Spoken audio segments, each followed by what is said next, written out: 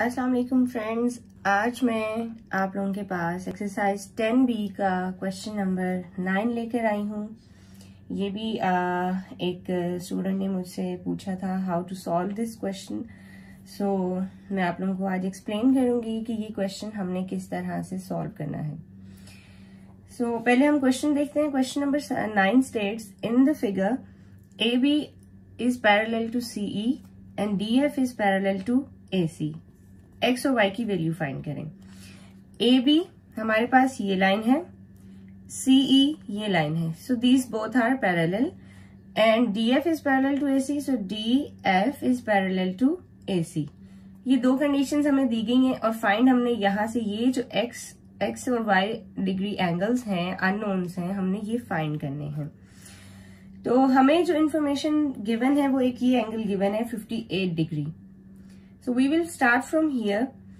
हम लोग पहले इस 58 डिग्री को यूज करके हम ये एंगल निकालेंगे। जब हम ये एंगल निकालेंगे देन हम फर्दर मूव करेंगे कि ये एंगल्स किस तरह से फाइंड आउट होते हैं। सबसे पहले हमें ये एंगल चाहिए होगा। यू पीपल नो कि स्ट्रेट लाइन पर जो एंगल बनते हैं उनका सम होता है 180 degree. Angles on a straight line always form 180 degree. Their sum of angle is 180 degree. So we will try to find out this angle first.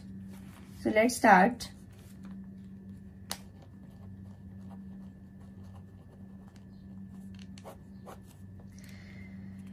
हम लिखेंगे this angle is basically FDC। ये angle हमारे पास, इसका name क्या लिखेंगे हम, FDC। D के ऊपर आप छोटा सा वर्टेक्स बना सकते हैं बिकॉज डी के ऊपर हमारे पास जो है ये एंगल अननोन है। So F D C plus this 58 degree is equal to 180 degree. Okay, ये हमारे पास इस तरह से लिख लिया हमने। अब आप इसका रीजन भी दे सकते हैं, angle on a straight line. ये रीजन भी दे सकते हैं या आप दूसरी रीजन भी दे सकते हैं कि ये हमारे पास जो है कॉमन वर्टेक्स पे जो एंगल बन रहे हैं वो 180 डिग्री आ सकता है।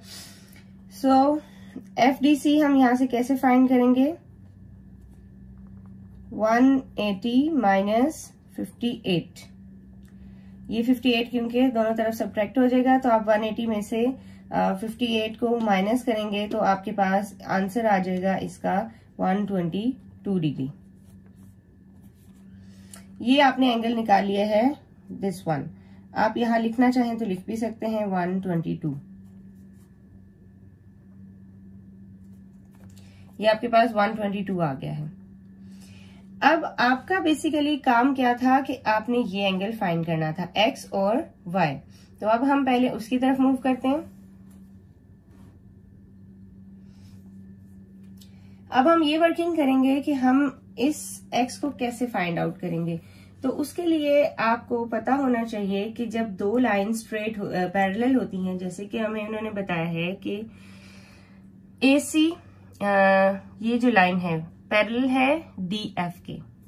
तो जब दो लाइंस पैरेलल होती हैं उनके अल्टरनेट एंगल्स सेम होते हैं। अल्टरनेट एंगल्स इधर कौन से बन रहे हैं, ये दो एंगल्स, ये 122 और ये इनसाइड वाला angle, these both would be alternate angles.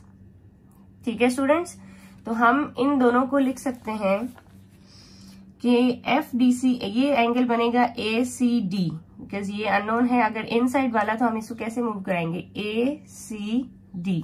हम लिखेंगे now ACD is equal to FDC। आगे आप रीजन दे सकते हैं, अल्टरनेट एंगल्स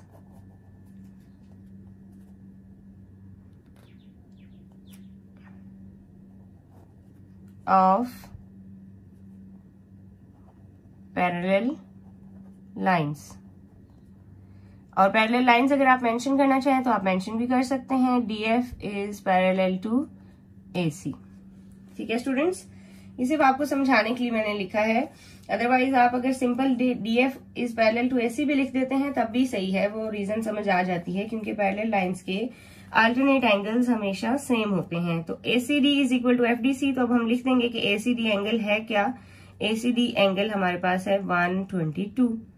ठीक है स्टूडेंट्स, ये अभी हमारे पास आ गया है ये एंगल इनसाइड वाला, लेकिन फाइंड तो हमने एक्स करना है। लेकिन अब हमारे लिए आसान ये हो गया है कि अब हम इसको देख सकते हैं कि ये हमारे पास एंगल अराउंड अ पॉइंट है, ये पूरा एक 360 डिग्री का एंगल बन रहा है। आप लोगों को पता होगा कि एक पॉइंट के अराउंड जो एंगल होता है उसका सम होता है 360 डिग्री।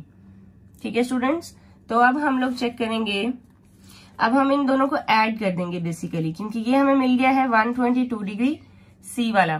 तो अब हम 122 प्लस 4x को लिखेंगे equal to 360 degree. So ACD plus 4x is equal to 360 degree. इसका रीजन आप लिखेंगे एंगल्स अराउंड लिख लें या ऑन लिख लें, राउंड या ऑन अ पॉइंट। ठीक है स्टूडेंट्स, तो ये आपने लिख लिया और अब आपने इसको एसीडी की वैल्यू आपको पता है, आप लिख देंगे 122 plus 4x is equal to 360 degree. यहां से 4x डिग्री अब ये रहेगा और 122 हमारे पास जो है वो सबट्रैक्ट हो जाएगा दोनों तरफ।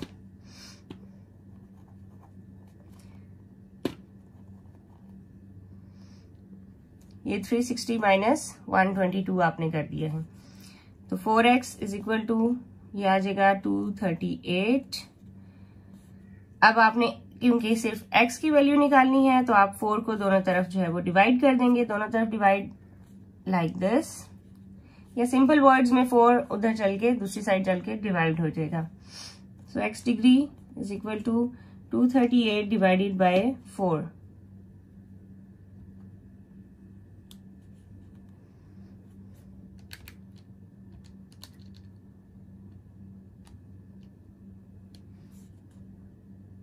$59.5 डिग्री। आप इसको वैसे भी लिख सकते हैं x is equal to 59.5 degree. ये आपका आंसर आ गया।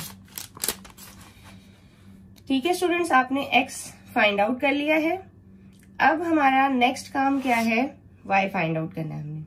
ठीक है, तो अब हम y कैसे फाइंड आउट करेंगे, उसके लिए भी आपको एक बात पता होना बहुत जरूरी है, वो ये कि हमारे पास अगर दो पैरेलल लाइंस हो, कौन सी दो पैरेलल लाइंस हैं अब हमारे पास, अब हमने ये दो पैरेलल लाइंस लेनी है ABCE। अगर ये दो पैरेलल लाइंस हैं तो इनके ये इंटीरियर एंगल्स का सम 180 होगा। ठीक है, अकॉर्डिंग टू लॉ आपको ये बात पता होनी चाहिए कि जब दो लाइंस पैरेलल हों तो उनके इंटीरियर एंगल्स, ये C वाला और ये A वाला, इनका सम होगा 180 डिग्री। तो हम लिख सकते हैं यहाँ पर, हम ऐसे लिखेंगे A plus C, A angle क्या बन रहा है हमारे पास, हम लिखेंगे BAC प्लस ECA। ठीक है, BAC plus ECA is equal to 180 degree.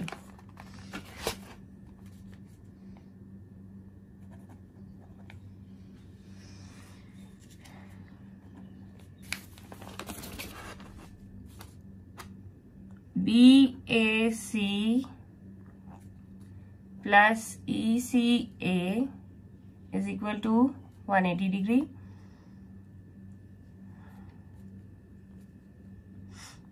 आपने इसका रीजन लिखना है interior angles of AB parallel to CE।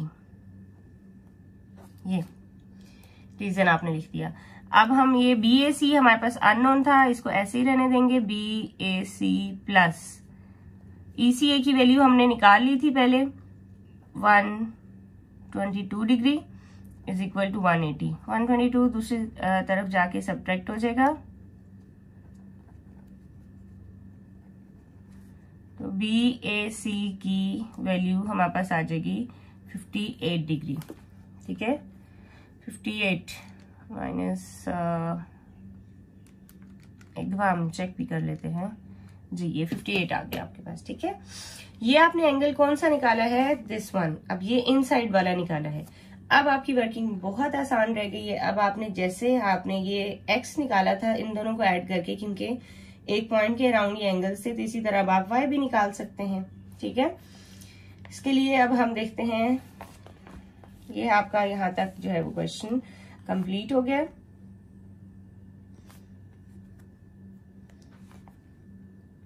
Next हम लोग, थोड़ी सी वर्किंग रह गई है हमारी, तो हम लिखेंगे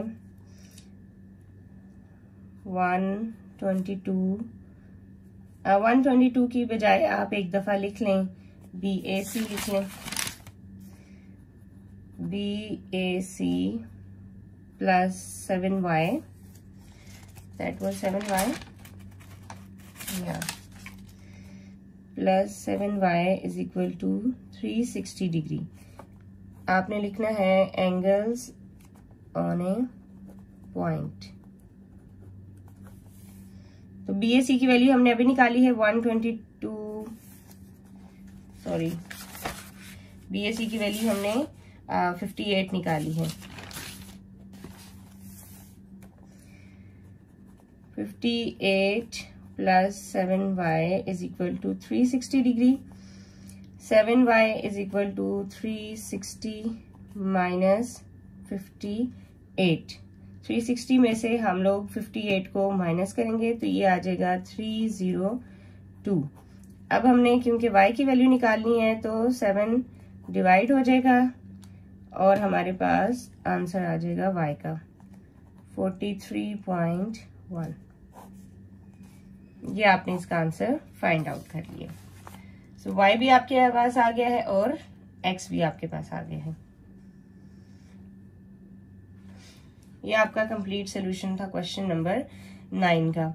मैं लास्ट में वीडियो के लास्ट में दोनों कंप्लीट पिक भी अटैच कर दूंगी अगर आपने सॉल्व कर